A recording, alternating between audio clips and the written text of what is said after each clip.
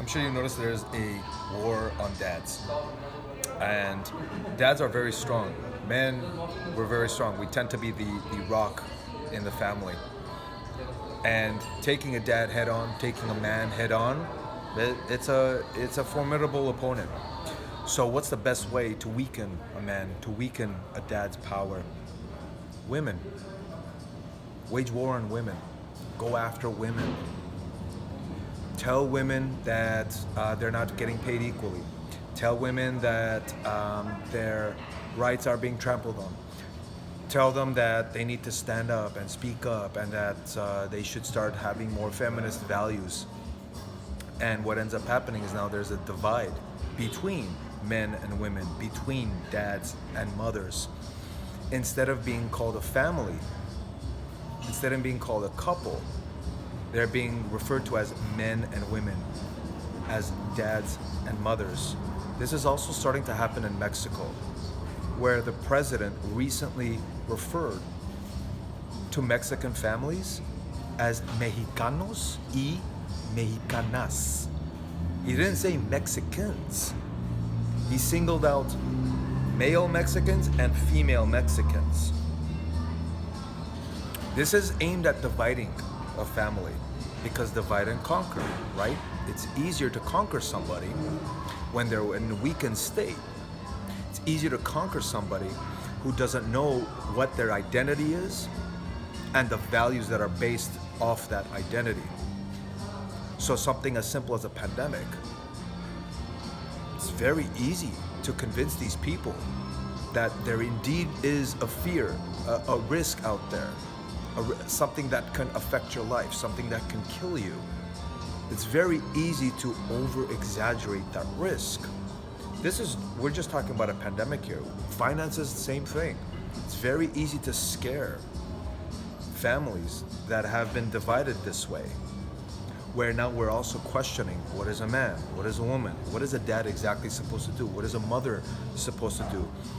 Women are not supposed to always be in the kitchen. Mom should also be working. All of this is eating away at the fabric of society. And the fabric of society is woven through united families, not through single parents, not through single households, not through men and women who have a sense of entitlement and have zero idea how to actually communicate, where complaining is more common than communicating.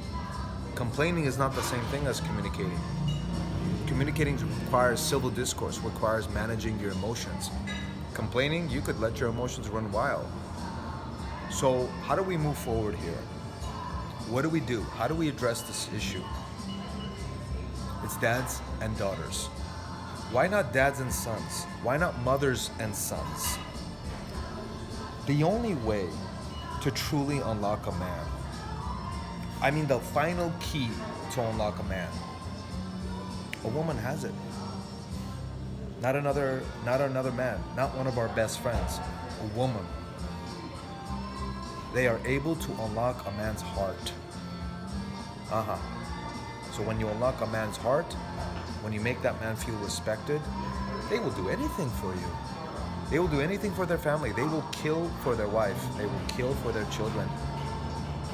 But only if that respect is there. So what I see is a very deep lack of respect for men and women in general. I see a very deep lack of respect for the shoulders that we are standing on. Big shoulders. Somebody had to take a bullet. It was actually a man. Had to take a bullet for you and I to speak freely like this. It doesn't matter what we think about the wars being justified or not. World War I, World War II, Vietnam, Korea. It doesn't matter. Someone had to get in line and take a bullet for you and I to talk like this freely. So you're standing on those shoulders. And then on top of that, most of us are immigrants. So we're also standing on the shoulders of our descendants. I'm Armenian, for example. So my descendants survived the Armenian genocide perpetrated by the Ottoman Turkish government. The same genocide that's currently being carried out, or continued, I should say, in conjunction with the Azerbaijani government and in conjunction with the US government. But I digress. The point is, we're all standing on someone's shoulders, and they're not small shoulders. So, what are you doing to honor them? What are you doing to learn from them? Because those people before us, our ancestors, they had serious wisdom to pass on to us.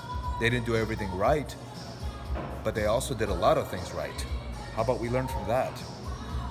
Because last I checked, since the dawn of man, a family unit is the reason why we are able to build our societies to where they are now, to build safer societies. It's the reason why technology is even moving forward. It all is going back to the family unit. So men, dads, I know that you're going through what seems to be an attack on you, what seems to be an attack on what you believe in, an attack on your efforts of just trying to be yourself. And hell, even just going to a gym. You're like trying not to be careful. Adios. See, that's something I like about Mexico.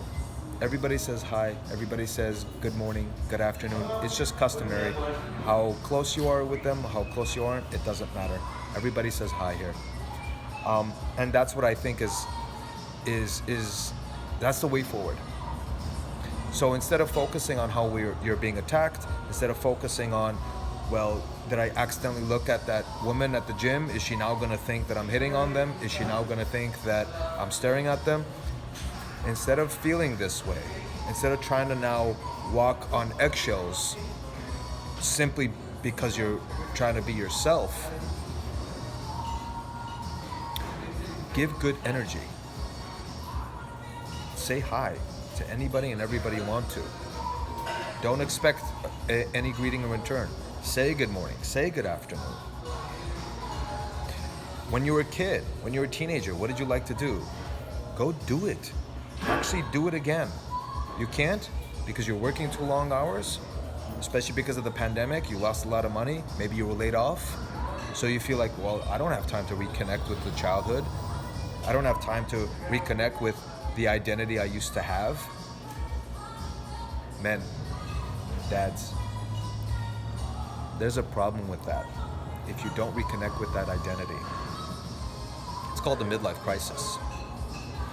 And I promise you, it's far uglier and far more uncomfortable to address a midlife crisis.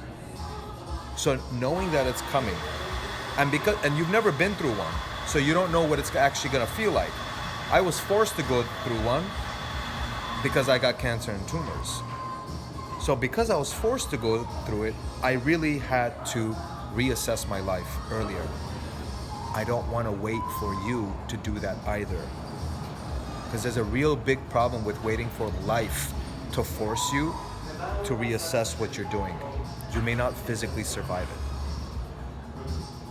The only reason why I survived my cancer and tumors is because I had a core of people that were there to support me. No therapist, no physician, no girlfriend, none of these people could help. No amount of money, none of this could help. It was the core people that helped, that people who truly cared about me unconditionally, including my parents.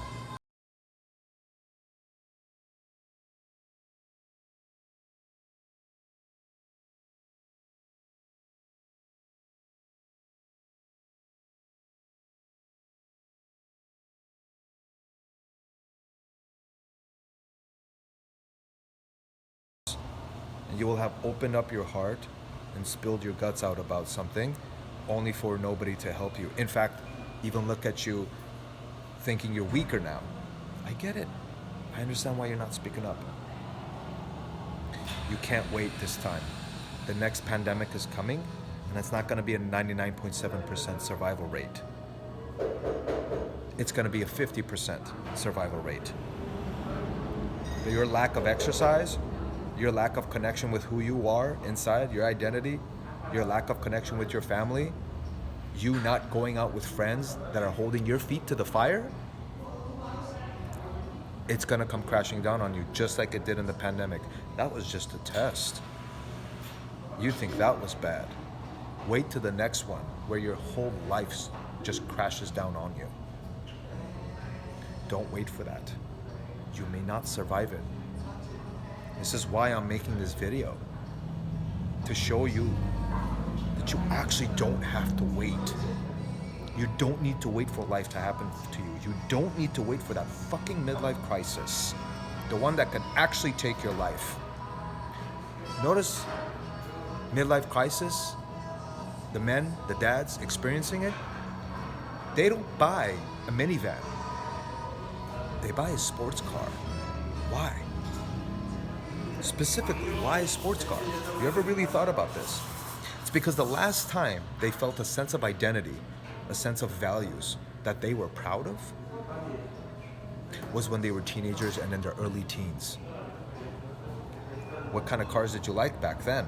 Sports cars. And second place, off-road vehicles. That's why that's the car of choice for midlife crisis sufferers, because that's the last time they had an identity. There's another way. Speak with people who have been through it already. Don't wait to speak to someone about this. Speak to someone like me. You know what? Fuck me. Talk to somebody else in your life that you look up to, that you've always wondered, man, how did that person do it? How do they have it all together? They've got a great family, they got a great job, and they have high energy, and it's not fake. How did they do it? Reach out to that person. Be candid with who you are. So when you speak with them, you're humbled and you're listening. They exist. I swear to you, they exist. I know they do, because one intervened and helped me. Because my cancer and tumors weren't gonna kill me. My mind was. My mind was ready to kill me. Your mind is one bad week away from killing you. Address it sooner than later. You don't have a right to wait to address this, because you now have a family relying on you. You've got loved ones relying on you. Your health is not just yours anymore. It's the health of your family. It's the health of your loved ones. Take care of yourself, dads. Men, forget the war that's been waged on you. You already have all the tools that you need to move forward. Dads, being a dad is innate. You were born with it. Find other dads, other men who will hold your feet to the fire. I promise you, you can get out of your situation. And it's not gonna happen by itself. Stay strong.